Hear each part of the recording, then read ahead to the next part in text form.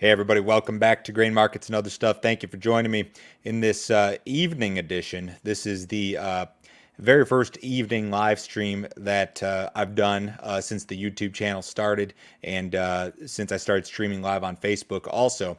And this is going to be something that I do a little bit more often. I'm going to start this, what I'm going to call the Grain Marketing 101 series, and I'm gonna do a lot of these in the evening, or I think all of them in the evening is the game plan.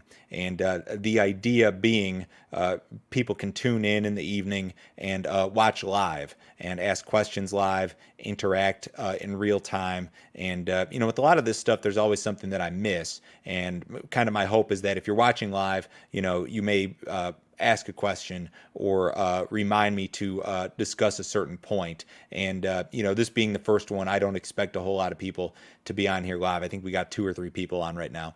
But, the goal is that we'll start this off small, hopefully build it up. So thank you for coming back. Thank you for listening. Thank you for subscribing. Remember, if you have not already subscribed, you can do it on any of the media outlets out there. YouTube, Apple Podcasts is real popular. The Facebook deal I'm doing just with these longer form episodes. But make sure you do that. Make sure you leave me a comment or a review or a question if you think that this Grain Marketing 101 series is interesting. If you have topics that you'd like to suggest or that you think I should cover, certainly let me know. Some of this stuff is not going to be for the more advanced grain marketers out there. If you're like a super advanced, well-versed, knowledgeable grain marketer, a lot of this stuff is going to be beneath you. But if you're a younger farmer out there, if you're somebody who's just simply trying to kind of brush up on your grain marketing, going over some of these basic concepts and ideas may not necessarily be a bad thing at all. So that's my goal here is if you're starting out, if you want to brush up, the goal here is to do kind of like an educational series. This is not going to be a series where I discuss current market conditions. It's going to be kind of more like an overall primer in regard to grain marketing. Before I get started, remember, if you do need some more information from me, go to my website. It's standardgrain.com. When you go to that site, click on Grain Marketing Plan in the upper right-hand corner. For $49 a month, you hit the subscribe button. For $49 a month, I'll send you my morning email that goes out every morning at 6:30 Central Time, and I'll send you my text message service. And through those two services, you will be made aware of exactly when, how, and specifically I'm pricing corn, soybeans, and wheat throughout the year. It's broken down by crop. It's broken down by crop year. It's broken down by percentage. I talk about when I'm capturing carry, when I'm rolling HTAs or futures contracts, different option strategies. All that's not necessary. You don't need to have a futures or options trading account, but certainly check that out. Without any further ado here, so futures versus HTAs is the first topic here for this Grain Marketing 101 series. And there are some similarities. There are some differences. There are advantages to each. There are disadvantages to each. And I'm going to try to kind of run through the advantages and disadvantages of each and what separates the two, what makes them similar, that sort of thing. So to start off here, we're going to go with just some very basic definitions. What is a futures contract? I think most of you know this is the textbook definition. A futures contract is a legal agreement to buy or sell a particular commodity, asset, or security at a predetermined price at a specified time in the future. Futures contracts are standardized for quality and quantity to facilitate trading on a futures exchange. That's a very lengthy way of explaining what is really not that complicated of a concept. In regard to this discussion, we are talking about just grain marketing. So we're not talking about trading futures. We're not talking about day trading or investing in futures. We're talking about using futures as a grain marketing tool.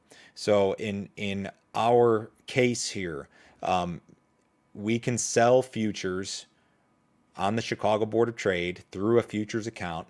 And by doing that, we can hedge our production or essentially set a futures price on a portion or all of our production at any point in time. And that's the thing about futures and HTAs. This is a step above a cash contract in terms of complexity. A cash contract is when you and a buyer agree on a cash price at a predetermined date. When you get into futures and HTAs, this is where we start to separate futures and basis, which is really the next step for you as a grain marketer beyond the basic cash or cash forward contract. Futures and HTAs, where you separate the futures and the basis, which is something that most of the more advanced grain marketers will do on almost all of their sales. They will separate the futures from the basis. They'll price the futures at one point and the basis at another point when an opportunity presents itself. So keep that in mind. But in regard to just this conversation, we're just talking about using futures as a means to set a futures price on your production. Now, when we go to a hedge to arrive, this is straight off the ADM site. They had a good definition, so I figured I would use it. The hedge to arrive contract, or HTA contract, offers you the choice to lock in the futures reference price portion of your cash contract for a specific quantity to be delivered in the future. The basis can be set at a later date, but must be done prior to delivery.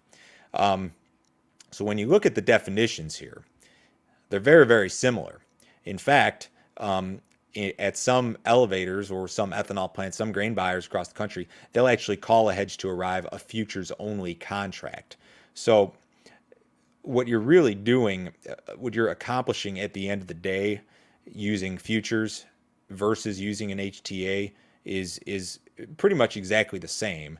You're setting a futures price, but you're leaving the basis open. You're setting the futures price, leaving the basis open. That's what you're doing in both scenarios here. And what I've made up here that I'm going to put on my screen is this crude little whiteboard deal. But I've basically got 5 items that I want to run through in terms of advantages and disadvantages, what you can do with each. And I have them listed here. What I'm going to do is basically I'm going to check the boxes and I'm going to say you can do this, or you have an advantage here or there. And this will make it easy for me to kind of run through this. So in terms of setting a futures price, number 1 here on my list, you can do it just fine with both. I'm going to put a check mark in the HTA box and also a check mark in the futures box. You can set your futures price with either one of these tools, and it does it pretty much the same way. So when it comes to that setting the futures price on these bushels, they both function almost identically. If you were to take just this part of it and punch it into your spreadsheet that you're using, the way that the mechanism of setting the futures price while leaving the basis open is something that can be accomplished through both HTAs and futures, which are, again, very, very similar in terms of what they accomplish. We've got 14 people on the live stream. That's about 14 more than I thought I'd have. So thank you for tuning in here. Feel free to leave a comment. I'm watching the comments in real time. So if you have a question, a comment, some sort of observation, this is all live, so I'll talk to you real time here. My number 2 item that I want to discuss is flexibility. And I have flexibility broken down into 2 different categories. The first one is delivery location. When you do an HTA contract, you are essentially tied to the delivery location at which you wrote this HTA contract. So in terms of delivery location, you have essentially no flexibility with your hedge to arrive contract. When you write that contract, whenever you do it, you're going to end up delivering those bushels at the given facility that you wrote the contract at. You can't switch it, you can't move it. You're going to essentially be tied to that delivery location. With a futures contract, you are not tied to any delivery location. You have total, complete flexibility in terms of where you want to ultimately deliver that grain, which could provide you with perhaps some leverage when it comes to basis down the road. I've heard people make that argument before. It's probably not true for every grain buyer or elevator in the country, but I've heard the argument that maybe you have a little bit more leverage when it comes to basis negotiations if you don't have the HTA already booked with your grain buyer. So that's something to consider. So in terms of delivery location, I mean, futures definitely the better bet here because you're locked to one delivery location the moment you write that HTA, where in futures, you're totally open-ended. The second part of the flexibility discussion would be ability to exit. And when you sell futures on the board in a trading account, keep in mind, when you make that sale, you go and sell futures with your broker or you do it in your online account or whatever. you can exit that position at any point in time. You can put the trade on and exit it 5 seconds later, or you can put it on and exit it 2 years later. You have an enormous amount of flexibility there. So let's think about some scenarios where that sort of flexibility would come into play. Let's say last year in the spring, summer of 2019, during the corn rally when we had the wettest spring and we couldn't get the crop planted. Let's say you sold December 2020 corn at $4.20, which was about the high of the move for that contract at that time. Well, when you go out in the time frame beyond that, you get into late 2019. The prices had really fallen apart, and they stayed low really through the better part of this summer. You could have theoretically, or let's say hypothetically, bought back that 420 sale for December 2020, taken the cash profit, and then again went unhedged or unsold. That's flexibility that you do not have with an HTA contract. So futures you can exit at any time. And I've got to mention here the disclaimer: you can lose a lot of money trading futures. We're going to talk about margin calls. We're going to talk about profits and losses and that sort of thing. And there is potential for loss in trading futures and options contracts. This is not suitable for everybody, and I know that from experience. It's not something that everybody should do, but I'm trying to give you a better idea here if this is for you or not. So when it comes to flexibility, I would say delivery location has to go to futures. I'd say the ability to exit has to go to futures. And based on those two items, I'm going to give futures the check mark here. In terms of flexibility, you've got a lot more flexibility than you do with an HTA, which ties you to a delivery location for the most part, and you don't have the ability to exit that contract. The number 3 here is margin requirement, and this is the big advantage for the hedge to arrive contract. So when you call Joe the broker who used to work in Chicago, you call your broker in Chicago and you sell a futures contract, your broker is going to want margin money. And what is margin money? This is the margin rate sheet from Straits Financial. This is where I clear my trades, but they're the same for pretty much every clearing firm. And as soon as you sell 5,000 bushels of corn on the board, your broker is going to want $850 up front. Just as good faith money to hold on to that position. And that $850 is going to change on almost a daily basis when the market moves. If you sell corn at 420 and it goes to 440, your broker is going to call you and say, you owe me some margin money. And if you sell corn at 420 and it goes to $5, your broker is going to call you several times and say that you owe me some margin money. And it's going to be recurring. So hedging using futures or making your sales using futures in a futures account can be very, very cash intensive or capital intensive. It can require an enormous amount of money to hold those positions over an extended period of time. And let's be honest with ourselves here, very rarely are we going to price our corn or soybeans at the top of the market and not be subject to at least some sort of margin call. That's a pretty rare occasion that happens. You may do it a couple times in your life, but it's a pretty rare occasion that happens. I mean, most often when you put a trade on, it may go against you for a little bit. And that's where the margin money comes in. Margin requirement on soybeans is $1,800 a contract, and these are 5,000 bushels contracts. For the wheat, $1,200 to $1,300, depending on which market you're using. But there is some capital that is required for using futures contracts. And that, for a lot of people, is a big deterrent to using futures because they've heard horror stories of people losing tens of thousands or hundreds of thousands of dollars trading futures or being short futures. And people just don't want anything to do with it. I understand that these have been tight times here as of late, the last several years.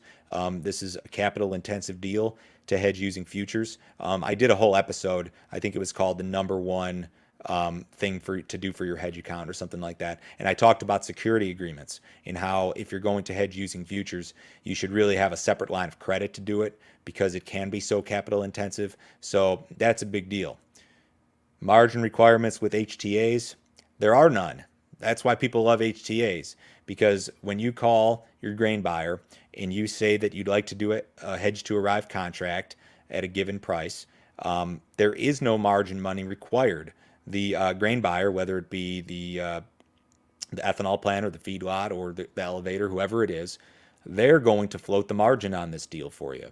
And for that reason, a lot of people really like HTAs, despite the fact that your flexibility is kind of limited. HTAs are very, very popular. And in my own grain marketing, what I typically do when I make a recommendation, if I advise my customers to say make a corn sale, I'll usually say use futures or HTAs, because essentially when you go back to that price setting mechanism, they do the same thing. So we're doing the same thing. It's just a matter of how that particular customer wants to do it. And there's not one right way for everybody. This is not a one size fits all deal.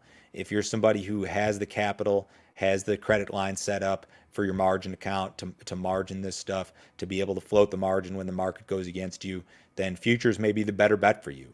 If you're somebody who does not have the capital, you don't want to borrow extra money, you're already in overhead, you're already too highly leveraged, you don't want to borrow any more money than you already have, the hedge to arrive contract might be a better deal for you. So I have a lot of customers, and I know a lot of farmers that will do kind of a combination of both. They'll do some hedge to arrives, they'll do some futures on items where they'd like some flexibility. But when it comes to this number three, I mean, hedge to arrives win the battle here when it comes to margin requirement, because there is no margin requirement. You don't have to deal with it at all. And it makes things a whole lot easier for you if you don't have to think about the position going against you and sending that margin money up to your broker. It's just one less thing for you to worry about every day of the week. Excuse me. The next thing on the list is transaction fees. And transaction fees can be highly variable in both hedge to arrive contracts and futures contracts. But typically, in almost all situations, the transaction fees on hedge to arrive contracts are going to be much higher than futures. I work with a lot of farmers all across the country, and the hedge to arrive fees, HTA fees, are highly variable. I know farmers who were able to do HTAs for 3 cents a bushel. I know farmers whose grain buyer charges them north of 11, 12 cents a bushel to do an HTA. It's highly, highly variable. When it comes to futures, typically much cheaper. You can find these days about as low of a rate as you want. If you want to trade futures and pay next to nothing, you can do it through most of the online brokerages out there. I'm telling you, that's how I make my living, and I charge a lot more than the online brokerages. But you can do it really, really, really cheap if you want to handle the entire thing yourself, everything from margin to trading, the whole thing. And usually with like a full service broker, like I call myself a full service broker. I talk to customers, I take orders, I'll provide recommendations, that sort of thing. You're going to end up paying about the equivalent of 1 cent per bushel. That's about what I charge for what we call a round turn. And everything in the futures business is done on a round turn basis. I charge about a half cent a bushel to get in a futures contract, and about a half cent a bushel to get out of a futures contract. So in the grand scheme of things, it's about 1 cent per bushel ballpark. When you compare that to the hedge to arrive fees, they're substantially more. I mean, you're talking at the low end, hedge to arrives are maybe 3 to 4 cents a bushel. So you're already talking, you're paying 3 to 4 times as much to do a hedge to arrive as you are futures. In some cases, a lot more than that. There are cases where you might be paying 5, 6, 7, 8, 9, 10 times as much in transaction fees to do a hedge to arrive contract versus a futures contract. So what's the trade-off? Why would you pay that extra 3, 4, 5, 6, 7 cents a bushel to do a hedge to arrive? The trade-off is the margin requirement. You don't have to float the margin, and that's why you're paying those hefty fees for the HTAs. That's the trade-off. The trade-off is you pay those extra fees, but you don't have to deal with the margin calls. And that's a decision that you have to decide if it's worth it to you or not.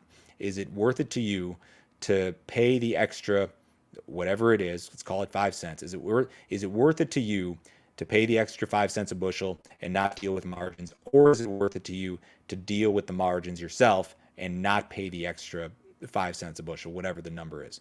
That's what a lot of this comes down to, is the margin and the transaction fees. The flexibility is one thing, but when it comes to your bottom line, I think that the transaction fees and then the margin requirement are the two big things. So, I mean, I've got to give the check mark here the advantage to futures when it comes to transaction fees, certainly. You'll always be able to trade futures, at least as of this time, cheaper than you can do HTAs. The last item on the list, number 5, is I wrote down roll, but the ability to roll a contract. Like, what's going on right now, a lot of farmers are taking their December, let's say December corn short futures or HTA contracts, and they're rolling them out to March. And they're doing that because there's carry from December to March, and they're able to capture carry, right? You can do that in both of these instances. You can do it with hedge to arrives. You can roll an HTA contract forward, and you can roll a futures contract forward. The hedge to arrive contract, again, when you roll it, is going to come with a slightly heavier fee in the vast, vast majority of situations, whereas the futures, it's always going to be the same. If it costs you a penny to buy and sell, it's going to cost you a penny to roll it, basically, is essentially what it comes down to. So when it comes to the roll, you can do it in both situations, but the transaction fees, again, will be lower in futures than they will be in hedge to arrive contracts. So when you go down the list here, I mean, is there one that's really better than the other in terms of how you're going to price your grain, how you're going to lock in the futures price? And keep in mind, that's what we're talking about here, is locking in the futures price. Is there really one that's better? I don't think so. I think that it's a preference thing. I think that this is a case-by-case basis. It has a lot to do with what sort of capital you have available to you. It has a lot to do with what sort of experience you have. I typically tell people, if they're not experienced at trading futures, to either start with HTAs or start with futures on a very, very small amount, because again, there is enormous risk of loss on paper, cash money in trading futures. If you sell futures, you can lose a ton of money doing it. If you buy futures, you can lose a ton of money doing it. You don't have that issue with hedge to arrives. The elevator may lose cash money doing it in their futures account, but you won't. So there's a lot of things to consider here. The flexibility thing, if this was my situation and I had to choose, I'd probably do a combination of both, to be honest with you. I think that bushels that I was really confident in my prices, that I really liked, real confident with my grain buyer, I would have no problem using the hedge to arrive contracts and not dealing with that margin stuff. But maybe on some bushels that I'd like some more flexibility, that I'd like to maybe pay less fees on, that sort of thing. Maybe I'd use futures. I'd probably use a combination of both if it were me. Now, I have customers that some of my customers do all one or all the other. Some do futures exclusively. Some do hedge to arrives exclusively. One thing I didn't mention about futures is that, of course, with futures, you eventually have to turn this into a cash sale with a grain buyer, right? And the way to do that, the way I've always done it, is very simple. You make a phone call, you call Joe, your broker, and you say, Joe, I just sold my cash, exit my futures position, please. And you do that, and you either take the profit or the loss on the board, and you reconcile it with the cash sale, and that's kind of the end of it. And you've got to make those two phone calls within about 30 seconds of each other so that you don't miss out on anything. But that's the way that I've always done it. And with the hedge to arrive, I mean, your grain buyer is going to be calling you saying, hey, it's time to set the basis on this, or it's time to deliver these bushels, or it's time to roll it, or whatever. So there's some intricacies here. There are some things that definitely differ a little bit. But at the end of the day, to go through the list again very briefly, both of these things, HTAs and futures, will both allow you to set that futures price while leaving the basis open. When it comes to flexibility, I've got to give the nod to futures because of you've got flexibility in delivery location, also the ability to exit the contract whenever you'd like. Margins, you've got to give the nod to HTAs. There is no margin requirement. You don't need cash money to do it. You don't need a security agreement or a separate line of credit to do it. when it comes to transaction fees, it's just about always going to be cheaper to do futures in terms of just transaction fees.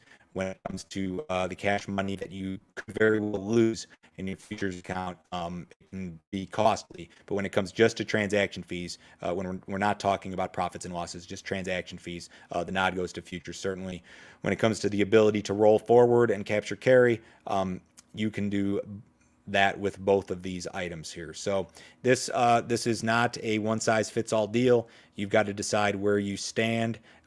Maybe you need work on one or the other. Maybe you need work on both of these things. Maybe you've never separated futures and basis before, and this is something that you're new at. And if that's the case, I hope this was helpful for you.